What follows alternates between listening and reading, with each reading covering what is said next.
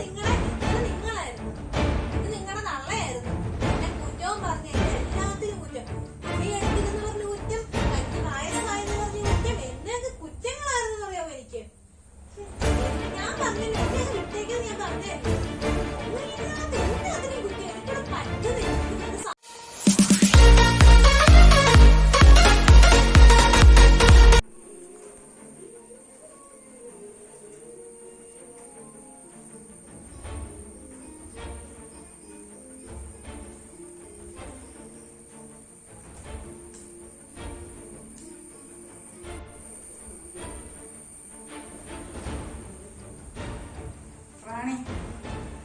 അരി സ്റ്റൗവിൽ ഇട്ടിട്ടുണ്ട്, അതൊന്ന് കണക്ക് വേഗം ആകുമ്പോൾ മാറ്റാൻ കേട്ടോ.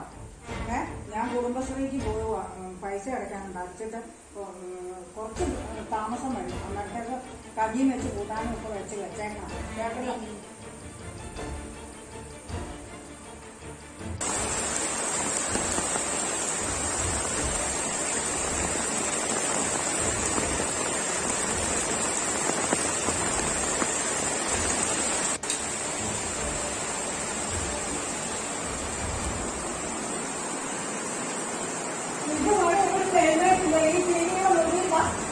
ഇത് കണ്ടോ, തുണി കിടന്ന് നനഞ്ഞതാ. ഇതൊന്നും ശ്രദ്ധിക്കുന്നില്ലേ?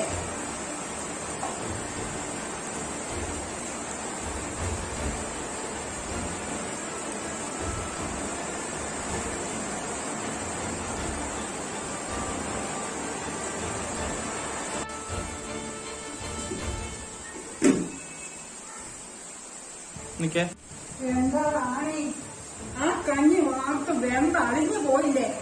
ഇത്ര നേരമായിട്ട് ഒന്നും വാർത്തില്ലല്ലോ. ഇതെന്നാ ഇടപാടല്ല, ഒരു കൂട്ടാൻ പറ്റില്ല. ഇനി ഉച്ചയ്ക്ക് എല്ലാവരും വരുന്നത് എന്നാ കഴിക്കുന്നതാ? ചോറ് കൊണ്ടക്ക, ചോറാണ് പായസം പരിപാടി. കൂട്ടാനൊന്നും വെച്ചിട്ടില്ല. അച്ഛൻ ഇങ്ങോട്ട് വരുമ്പോൾ ഞാൻ എന്നാ എടുത്തു കൊടുക്കണം? എന്റെ വിധി ഈ വീട്ടിലേക്ക് വന്നു കയറുന്നത്. എനിക്ക് ഈ വീട്ടിൽ ഒരു സ്വസ്ഥതയില്ല, സമാധാനമില്ല. ഞാൻ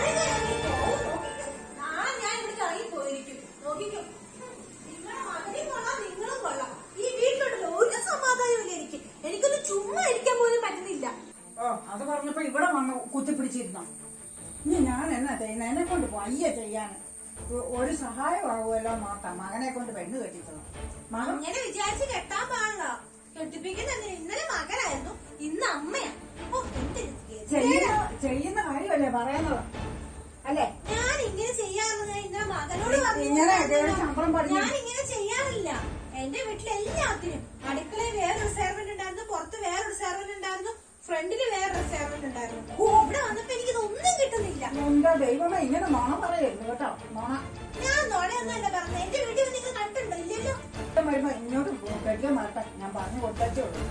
എന്റെ മകൻ ഇങ്ങനെ വന്നപ്പോഴാണല്ലോ കൊണ്ടുവന്നത്. മൂക്കി വലിച്ചു കയറ്റു ഇല്ലെന്ന് ഞാൻ പറയാം കേട്ടോ. അടുക്കളയോട് തിന്നാൻ പറഞ്ഞെങ്കിലല്ലേ.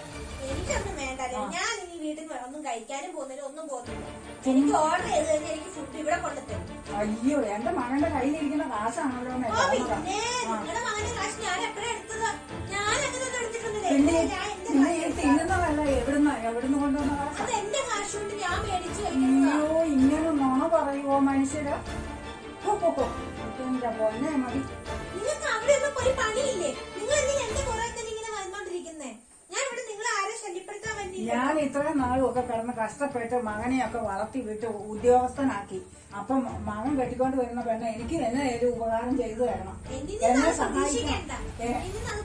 എന്നെ സഹായിക്കാനുള്ള മനസ്സുണ്ടാവും. അറിയാവോ? അങ്ങനെയൊന്നും അല്ല എന്ത് ഇതായിരുന്നു ഇങ്ങോട്ട് കേറി വന്നപ്പോ. ഇപ്പൊ കണ്ടോ കാണിക്കുന്നത്? അമ്മായിനെയൊന്നും അല്ല വഴക്കുണ്ടാക്കണം. മരുമോളെ ചുമ്മാ ഇങ്ങനെയൊന്നും ഇരിക്കുവോ? നേരം വെളുത്ത ഒരു ഫോണെ കുടിക്കണം, പിന്നെ ടി വി എടുത്ത് വെച്ചാണ് എന്നതാ ചെയ്യുന്നത്. ഞാൻ എന്റെ ഇഷ്ടത്തിന് ഞാൻ കഴിയുള്ളൂ, അല്ലാതെ മറ്റുള്ളവരുടെ ഇതിനൊന്നും എനിക്ക് ജീവിക്കാൻ പറ്റത്തില്ല. എന്റെ കൊച്ചേ, ഇങ്ങനെയൊന്നും അല്ല വേണ്ടത്. എല്ലാ കാര്യത്തിനും ഞാനും അടുക്കള സഹായിക്കാം, നീയും സഹായിക്കണം. നമുക്ക് എല്ലാവർക്കും കൂടി ഒത്തൊരുമിച്ച് പണി ചെയ്താൽ എന്ത് സന്തോഷമായിട്ട് പോകാം. എന്ത് സന്തോഷമായിട്ട് കാര്യങ്ങളെല്ലാം വേഗം. മകന്റെ ഉപദേശം, ഇന്ന് അമ്മയുടെ ഉപദേശം. എനിക്ക് ഈ ഉപദേശം ഒന്നും കേൾക്കണ്ട. ഞാൻ ഇങ്ങനെ ഇരിക്കുള്ളൂ. എനിക്ക് ഇങ്ങനെ ഇരിക്കാനേ അറിയത്തുള്ളൂ. ഇങ്ങനെ ഇരിക്കാൻ പറ്റത്തില്ല. ഞാൻ എങ്ങനെ ഇരിക്കും? ഞാൻ ഇന്ന് അമ്മയെ വിളിച്ചൊന്ന് ചോദിക്കട്ടെ. എന്റെ അമ്മയെ വിളിച്ച് ചോദിക്കട്ടെ. എന്റെ അമ്മ പറയും ഞാൻ എങ്ങനെയായിരുന്നു. ഒന്നും ചെയ്യണ്ടെന്നും പറഞ്ഞാണ് അങ്ങോട്ട് വന്നത്. ഇവിടെ ഈ സൗകര്യം ഉള്ളതെന്നൊക്കെ വീട്ടിൽ പറഞ്ഞു. വിദ്യ പഠിച്ചിട്ട് കാര്യമില്ല. എന്നാ ആദ്യം ഉള്ള ചിന്തിക്കണമായിരുന്നു. എന്തേ ചിന്തിക്കാൻ അല്ലെ ആദ്യം ചോദിച്ച് മനസ്സിലാക്കണം. അവിടുത്തെ പോലെ ഒന്നും നമുക്ക് ഇവിടെ പ്രതീക്ഷ വേണമെങ്കിൽ ആ പ്രതീക്ഷിക്കുന്ന ആള് നല്ലതായിട്ട് പെരുമാറണം. എന്നതേലും അമ്മ അടുക്കള ചെയ്യുവാണ്, ആ കൂടെ കൂടി ചെയ്ത് സഹായിക്കണം. ആ മനസ്സ് വരണം. എല്ലാം ഒപ്പം ഒരുപോലെയൊക്കെ ചെയ്യുവാണ്. എന്ത് സന്തോഷമായിട്ട് പോകാം. ഞാൻ നിന്നെ സ്നേഹമായിട്ട് ഞാൻ ഉപദേശിക്കുക. ഇനിയെങ്കിലും നാളെ തൊട്ടേലും നമുക്ക് നല്ലപോലെ ഒത്തൊരുമിച്ച് ഒരുപോലെ സ്നേഹമായിട്ട് ഞാൻ പറയട്ടെ. ഇങ്ങനെ പറഞ്ഞാൽ അനുസരിക്കാതെ വന്നാല് നിന്നെ കെട്ടി ആ എന്റെ മകൻ ആ ചെറുക്കൻ എന്ത് ദുഃഖം അനുഭവിക്കുന്നു എന്ന് നിനക്ക് നീ മനസ്സിലാക്കണം. മാനസികമായിട്ട് അവരായിരിക്കും തകരുന്നത്. നമ്മളെ രണ്ടിന്റെ ഇടയിൽ കിടന്ന എന്റെ മോനായിരിക്കും തകരുന്നത്. ഞാൻ ആ കൊച്ചിനെ എന്ത് കഷ്ടപ്പെട്ട് ഞാൻ ഈ വിധത്തിലാക്കിയത്. ഇങ്ങനെയൊക്കെ ഓരോരുത്തർ വരുമ്പോൾ വീട്ടിന്റെ സമാധാനം വ്യക്തിക്കാറുക. ഞാൻ എല്ലാവരുടെയും വീട്ടിൽ ഒരു വഴക്കും എനിക്ക് നിന്നോട് സ്നേഹമേ ഉള്ളൂ. ഞാനിപ്പോൾ ചോദിച്ചത് അങ്ങനെയാണെന്ന് പറഞ്ഞാൽ ആ പന്നിയെല്ലാം കൊണ്ട് അതിന് പായസം പോലെയായിട്ടില്ലേ. ഇനി അതിൻ്റെ അകത്ത് വല്ല ശർക്കര ഇട്ട് പായസം കുടിച്ചാൽ മതി. അതുപോലെയായി. ചോറുണ്ണുന്നതിന് പകരം പായസം കുടിച്ചാൽ മതിയോ? എനിക്ക് ഈ ഉപദേശങ്ങളൊന്നും കേൾക്കണ്ട. എനിക്ക് ഉപദേശം കേൾക്കുന്നത് ഇഷ്ടവുമല്ല. ഞാൻ ഇത് ഇനി പറഞ്ഞാലും ഞാൻ ഇത് ചെയ്യാനൊന്നിനും പോകും. എന്നാ ഒരു കാര്യം ചെയ്യാം. നിന്റെ കെട്ടിയവൻ വരട്ടെ. ഞാൻ സമാധാനമായിട്ട് ചോദിക്കാം. ഇതിന്റെ പരിഹാരം എന്നാന്ന് അറിഞ്ഞിട്ട് ഇവിടെ ചുമ്മാ ഇരിക്കാനൊന്നും പറ്റത്തില്ല. ഇച്ചിരിയൊക്കെ കൂടുന്നേ ഉള്ളൂ. പറമ്പിൽ തൂമ്പായിട്ട് നടത്താൻ പറയുന്നില്ല, വേറൊന്നും പറയുന്നില്ല. കട്ടിയായ പണികളൊന്നും നിനക്ക് ചെയ്യാം. എനിക്ക് ഇതൊക്കെ കട്ടിയായ പണിയൊക്കെ തന്നെയാണ്. അതുകൊണ്ട് ഞാൻ എന്നെ കിട്ടത്തൊന്നും ഇതൊക്കെ ചെയ്യാൻ. ഇതിന് വേദാന്തം ഓതിയിട്ട് എന്നാ കാര്യമെന്ന് ചോദിച്ച പോലെ എന്നാ പറയാനാണ്. ഇനി എന്റെ മകൻ ഇങ്ങോട്ട് വരട്ടെ, ഞാൻ ചോദിക്കാം. ഇതിന്റെ നിങ്ങളുടെ മകൻ ഒരു പെങ്കോന്തൻ. എന്നാ കോന്തനം? ആ പെങ്കോന്തനാക്കി ഇട്ടിട്ട്. പിന്നെ എനിക്കതെല്ലാം എന്റെ മോൻ പെങ്കോന്തനൊന്നും ആകത്തൊന്നുമില്ല. അതെനിക്ക് നല്ലപോലെ അറിയാം.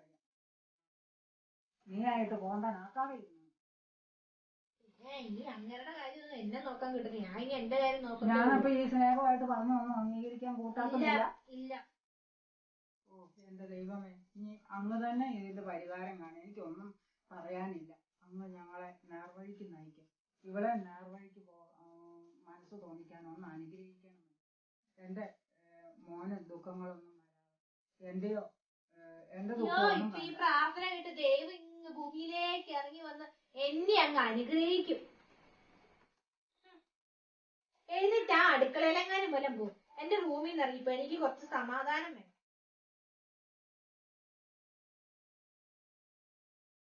നീ ഇതിന്റെ അനുഭവിക്കും. കണ്ടോ? ഞാനതേ പറയാം. ഞാൻ അനുഭവിച്ചോളാം.